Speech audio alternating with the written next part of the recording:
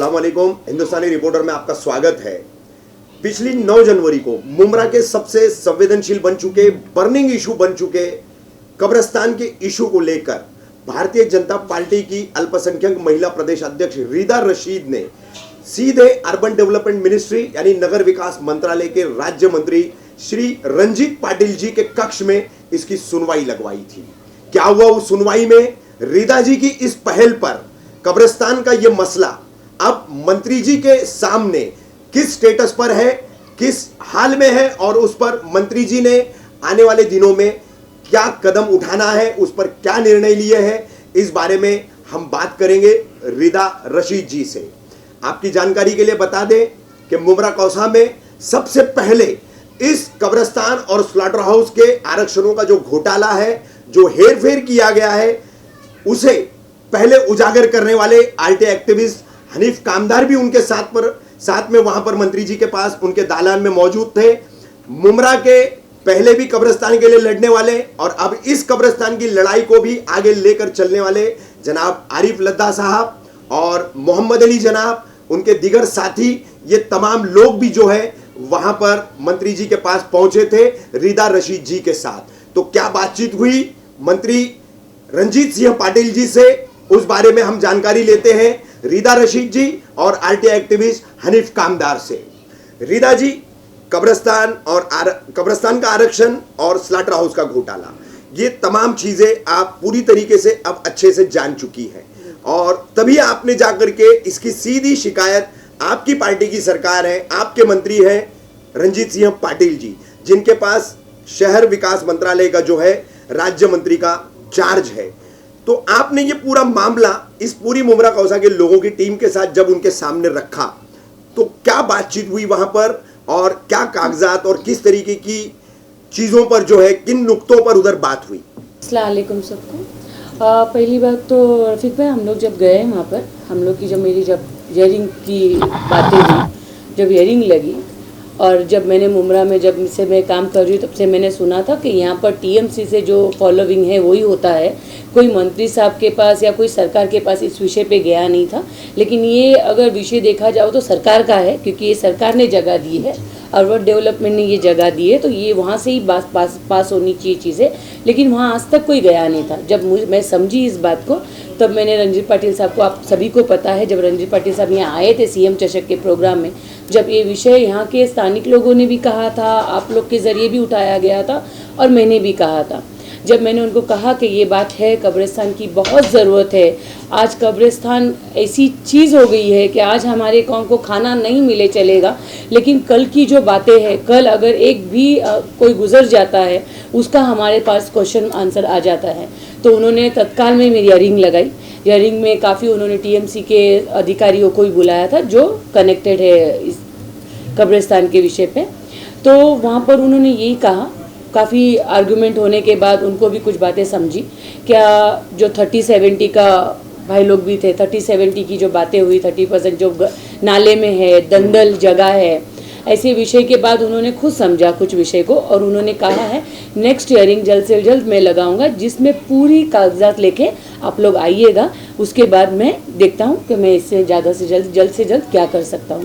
रीदा जी, आपके साथ तो वहां पर आरटीआई एक्टिविस्ट हनीफ कामदार और आरिफ लद्दा साहब, मोहम्मद अली जनाब, ऐसे दीगर शहर के दूसरे भी लोग थे। तो इस चर्चा के दौरान इन लोगों ने मंत्री जी को कौन से कागजात दिखाए और महापालिका अधिकारियों ने उन कागजातों को देखते हुए क्या जवाब दिया? देखिए, हम लोग पूरी तैयारी के साथ गए थे। उन्होंने एक छोटे से पेपर्स लाए थे और मैंने पहले ही तैयारी में कहा था कि हमें अच्छा सा प्लान ले जाना है, हमें पूरा मंत्री साहब को बताना है, क्योंकि हम डे 1 स्टार्ट करने वाले हैं, उनको कुछ पता नहीं है इस विषय पे। तो वहाँ पर जब गए तो उन्होंने जो पेपर्स लाए था वो बहुत छोटा था, लाइक फुल्स के पेपर्स था। लेकिन जब हमने प्लान खोला, वो प्लान के बाद जो मंत्री साहब को समझा, उसके बाद ही मंत्री साहब ने तुरंत कहा कि ये तो, क्योंकि उनको क्वेश्चन किया है कितना किलोमीटर पे दूरी है, तो उन्होंने कुछ जवाब देना नहीं बना उन्हें। लेकिन जब हमारा उन्होंने सुना तो तुरंत समझ गए और वो प्लान ही देख के वो समझ में आ गया कि जो ट्रांसफ़र किया जा रहा है या जगह वहाँ दी जा रही है, जो जगह में हम ही मानते हैं, मंत्री साहब भी मानते हैं कि वो जगह अपनी है नहीं जहाँ ट्रांसफ़र किया जा रहा है। उन्होंने किलोमीटर्स भी पूछा कि कितना दूरी पे है जो आप ट्रांसफ़र कर रहे हो, वहाँ का क्या हालात है, वहाँ पर क्या चीज़ें हैं। तो वहाँ हमारे सभी भाइयों ने कहा कि वहाँ पर क्या हालात है, वहाँ वो कौन सी दलदल की ज़मीन है, वहाँ पानी जम जाता है, ये सब विषय भी हमने उनको कहा। लेकिन वो जो पेपर्स के साथ हम जो गए थे, जो तैयारी के साथ हम सब गए थे, उनके बाद तो उनको पूरी पिक्चर समझ में आ गई कि वहाँ पर क्या हो रहा है करके। अच्छा रीता जी, हमें जो जानकारी मिली कि 9 जनवरी को state urban development minister Shri Ranjit Singh Patil ji के यहाँ पर ये बातचीत होने के बाद रंजीत सिंह पाटिल जी ने जो है सीधे सीधे ठाणे महानगर पालिका के शहर विकास विभाग के जो अधिकारी वहां पर आए थे, उन्होंने ये कहा कि ये सारे कागजात और मुमरा कौसा के लोग जो रीता जी के साथ आए हैं, रीता जी के साथ मिलकर के उन्होंने जो जानकारी दी है, उससे ये साफ जाहिर होता है कि ये पूरा जो हेरफेर किया गया है, ये बिल्डर को फायदा पहुंचाने के लिए किया गया है। ऐसा मंत्री जी ने कहा। ये सच है? बिल्कुल सच है। उन्होंने जब वो 30-70 का जो हिसाब किया, उन्होंने खुद नहीं किया, हम सभी थे उसके गवाह है। और मेरे को जब बुलाया गया तो मैं अकेले इसलिए नहीं गई और मैं कुछ लोगों को इसलिए नहीं ले गई क्योंकि जो भी बात हुई मंत्री साहब के सामने वो सभी को पता चलना चाहिए। तो मैंने किसी पार्टी का ना सोचा या ना ही किसी संस्था से किसी लोगों को लिया। मैंने जो भी मुमरा में एक्टिव लोगों है, जो इस पे काम कर रहे हैं, जो यंगस्टर्स है, काफ़ी हमारे बुजुर्ग लोग हैं, मैं सभी को ले गई क्योंकि सभी को मालूम होना चाहिए वहाँ क्या हुआ। जब पेपर्स के काम चल रहे थे तब पता चला, मंत्री साहब ने खुद कहा इस विषय पे, क्या ये तो 70% जगह तो थी ना जी, जब 30% जगह वो नाले में गया, इधर गया, लेकिन 70% जगह को आपने ट्रांसफर कर दिया, किसके लिए? उन्होंने खुद कहा अधिकारियों को कि मैं ये चीज़ मिनट पे लेता हूँ। अधिकारियों का भी बोलना हो गया बीच में, क्या ऑब्जेक्शन आया उनके ओनर के तरफ से। तभी मंत्री साहब ने कहा अच्छा, इसका मतलब है ये फ़ायदा पहुँचाने के लिए चीज़ें हुई है। तो उन्होंने उसी टाइम कहा कि मैं इसको मिनट पे लेता हूँ और इस पर अगले बार आप जल्दी मैं बुलाऊँगा, सब पेपर लेके आइएगा।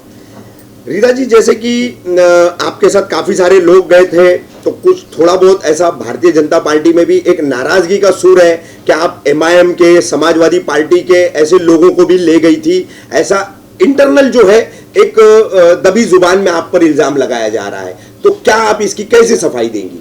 देखिए, उसमें मैं अभी भी नहीं जानती कौन से पार्टी के थे। मुझे तो ये लगता है कि वो एक्टिव थे और कुछ यंगस्टर्स भी थे जो काफ़ी जज्बात से काम कर रहे हैं। और मैंने जैसे पहले भी कहा कि काफ़ी बुजुर्ग लोग भी थे हमारे साथ, जानकार लोग थे। जैसे हमारे भाई ने वो प्लान खोला, वैसे ही पाटिल साहब को पीछे जाना पड़ा, मंत्री साहब को पीछे जाना पड़ा कि बाबा वो प्लान खोलने के लिए हमें जगह लगी थी। मतलब मैं उस लोगों को ले गई थी, मैं हमारे पार्टी के भी लोगों को नहीं ले गई थी। उसमें कुछ लोगों को ले गई थी, कुछ लोगों को नहीं ले गई थी, क्योंकि वहाँ जाने के बाद हमें प्लान बताना था, जो गड़बड़ी हो रही है वो बताना था, ना कि मैं रिदा रशीद भारतीय जनता पार्टी से कर रही हूँ ये बताना था लोगों में। आज मेरी कौम की बात है तो मुझे सबको लेके करना है। इसमें मैंने सभी को कहा है कि कोई यहाँ पार्टी वगैरह ना करे, कौम के हित में काम करना है। वो कौम के हित में जो भी इंसान काम करेगा वो मेरे साथ चलेगा और मैं उनको लेके आगे भी चल के काम करूँगी।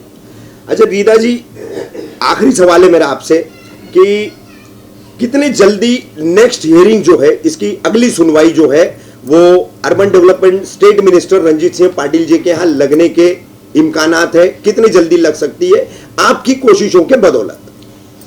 देखिए, मेरी कोशिश तो है, लेकिन अगर मैं पार्टी की बात करूं तो भारतीय जनता पार्टी का ये हमेशा का काम ही ऐसा है, हमें बताया ही गया, हमें ट्रेनिंग ऐसा किया है कि हमें काम करना है तो वो पूरे श्रद्धा से करना है और पूरी जानकारी से काम करना है और वो चीज़ वहाँ तक पहुँचानी है तो पूरे पेपर्स के साथ पहुँचानी है। ऐसे ही नहीं मैंने आज बोल दिया और दूसरी हियरिंग लगा दी तो उसमें काम हो जाएगा, लेकिन जल्द से जल्द हियरिंग लगाऊंगी और जल्द से जल्द जो पेपर्स, जो जगह हमारी है, जो जगह मेरे कौम को दी गई है सरकार के तरफ से, वो जगह मेरी कौम की होवे और वो जगह पे लास्ट मोहर लगे सरकार का, उस तरीके से काम करना है। तो जल्द से जल्दी उस पर मैं भी काम कर रही हूँ, हमारे मंत्री साहब भी काम कर रहे हैं और जो भी टीएमसी से जो पेपर्स कहा है वो जैसे देखेंगे मंत्री साहब उसी टाइम पे, अगर उनको लग गया कि नहीं ये गलत है और ये गलत ऑलरेडी लग ही चुका है उनको, और ये सभी बहनों ने मिलकर उनको बताया है और वो कुछ पेपर्स के, हमारी तो बातें सुनी है उन्होंने,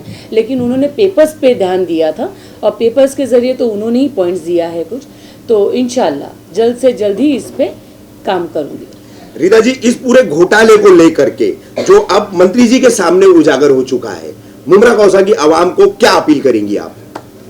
मैं सभी भाइयों से, सभी आवाम से ये कहना चाहूँगी कि ये चीज़ हमारी है, कब्रिस्तान की जगह हो या सटर हाउस की जगह हो, यहाँ पर और वहाँ पर दो चीज़ का आरक्षण दिया गया है, गर्ल्स हॉस्टल्स का भी आरक्षण दिया गया, कत्ल खाना की भी बातें है वहाँ पर। लेकिन मैं यही करूँगी, जब चीज़ मेरी है, कब्रिस्तान की जगह भी जब मेरी है, मेरी कौम की है, तो मैं क्यों एडजस्टमेंट करूँ? 70% जगह है तो 70 दे दीजिए, 30 हम देख लेंगे हमें क्या करना है। लेकिन जो जगह हमारी है, हमारी लोगों को दी गई है, वही जगह चाहिए और उसी जगह को हमें लेना है। ना ही कोई जज्बात में आके, ना ही किसी की बात सुन के, ना ही मेरी भी बात मत सुनिए। लेकिन हमने अगर इतना सब्र किया है, कुछ वक्त का सब्र और करके, जगह हमारी है, हम ज़रूर लेंगे इंशाल्लाह। उसके लिए साथ दीजिए और उसी को ही जगह को इंशाल्लाह हम लेके रहेंगे। मंत्री साहब जब पूछ रहे थे, जब सटर हाउस की बातें हो रही थी, तो मैंने उनको क्लियरली बोला था ये बातें सब। कब्रिस्तान तो एक इशू है हमारा, लेकिन जब अगर हमारा जो दूसरा सटर हाउस का जो हमको जगह दी गई है, जो आरक्षित है, वहाँ पर 20, 25, 30 हज़ार फैमिलीज़ आज हमारी उस पर पल सकती है, क्योंकि वहाँ इतने लोगों को काम मिलेगा, आज के यंगस्टर्स को काम मिलेगा। तो उन्होंने बड़े गौर से सुना इस बात को, और एक बात उनको पता नहीं थी, लेकिन उन्होंने इस बात को बड़े गौर से सुनने के बाद उन्होंने बोला अच्छा ऐसा भी है। तो इस बात को भी मैं आवाम को बोलूँगी कि आज हमारा कब्रिस्तान तो इंशाल्लाह ज़रूर होगा, लेकिन जो हमारी चीज़ें हैं, जो हमारा सेकेंड ऑप्शन है, जो सटर हाउस जो बनेगा, उस पर भी हमारे लोगों को, बहुत सारे लोगों को काम मिलेगा। तो वो भी जगह हमारे को छोड़नी नहीं है, वो भी जगह आज की सरकार देने को तैयार है। लेकिन कुछ लोगों के वजह से, कुछ राजनीति के वजह से वो जगह हमारी नहीं हमारे पास आई है। ऐसा देखा जाए तो ये जगह काफ़ी सालों पहले हमारे को आ जानी थी। एक ही फॉर्मेलिटी बाकी थी, किसी भी संस्था को लेके ये जगह देनी चाहिए थी कि बाबा ये संस्था आज के बाद इस जगह को अपडेट करेगी या लोगों के खिदमत के लिए यूज़ किया जाएगा, जो नहीं हुआ है। लेकिन इंशाल्लाह ये आगे जल्द से जल्द करने की कोशिश करेंगे और इंशाल्लाह करके रहेंगे। मैं यही कहना चाहती हूँ, मुझे नहीं पता यहाँ की जो पार्टी है या थी या होने वाली है क्या नहीं, लेकिन मैं मेरे कौम से एक ही रिक्वेस्ट करूँगी, एक ही बात कहना चाहूँगी। हमें इन्होंने 10 साल हो गया, अगर ये चाहते तो डे 1 पे ही दे देता, जब ये आ गई थी इस टाइम यहाँ पर पार्टी, उसी टाइम दे देते। आज जाने का वक्त आया है, तो आज हमें बताया जा रहा है कि नहीं ये चीज़ ले लीजिए करके। तो मैं यही सभी से कहूँगी, जो मेरी हक की चीज़ है मैं वही लूँगी। आपको जाना है, उस डर से आप हमें कुछ भी ना दीजिए। इसलिए मैं बोलूँगी कि थोड़ा सब्र कीजिए और मेरी जो हक की चीज़ है वो मैं लूँगी करके सभी को एक मैसेज देना है। और थोड़ा सा वक्त देके इस सरकार पे भी थोड़ा भरोसा कीजिए। बिल्कुल जैसे हमने पहली बार ईयरिंग लगाई, पहले बार में उन्होंने देने की बात कर दी और पहली बार में उन्होंने पॉइंट्स निकाले, ना ही हमको बोलना पड़ा ये सब चीज़ें। तो इंशाल्लाह ज़रूर ये देंगी सरकार, और यही सरकार ही देंगी, क्योंकि यहाँ की जो सरकार है इन्होंने तो दी नहीं है, और ये आज दे के हम भाई लोग को लड़ाने की बात कर रहे हैं। तो इसके लिए हमें बिल्कुल समझ में आता है।